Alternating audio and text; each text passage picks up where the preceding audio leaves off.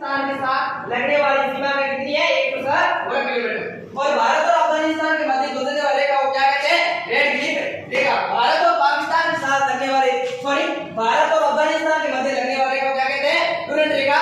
भारत और पाकिस्तान के साथ लगने वाले रेखा को क्या कहते हैं रेड क्लिफ रेखा। भारत और चीन के मध्य लगने वाले रेखा को क्या कहते हैं मैकमोहन रेखा।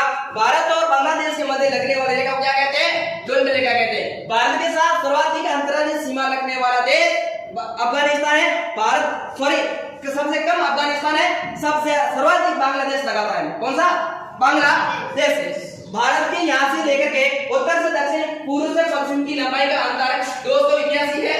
भारत का उत्तर से दक्षिण की लंबाई देखी जाए 14 है और पूर्व से पश्चिम की लंबाई देखी जाए 29 है।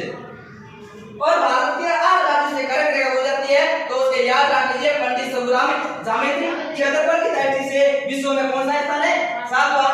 सब बड़े देश रुक चीन अब आ रहा है इंडिया। ठीक है। अब रूस आते रूस बात करिए रूस आते कैसे कनाडा चीन से अब ये लिखना है आज क्या लिखना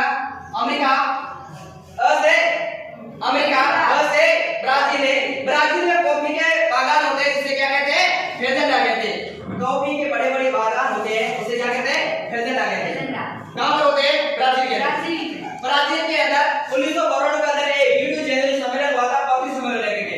वहां पर देखा गया वहां पर पाया गया कि वहां पर है क्या वास्तव में पर्यावरण प्रदूषण ओजोन परत से पृथ्वी को हो रही हानियां। उनके बाद रिसर्च किया कि वास्तव में पर्यावरण प्रदूषण पृथ्वी को नुकसान पहुंचा रहा है। उसके बाद ऑस्ट्रेलिया और जनसंख्या की दृष्टि से चीन के बाद कौन सा स्थान है दूसरा स्थान।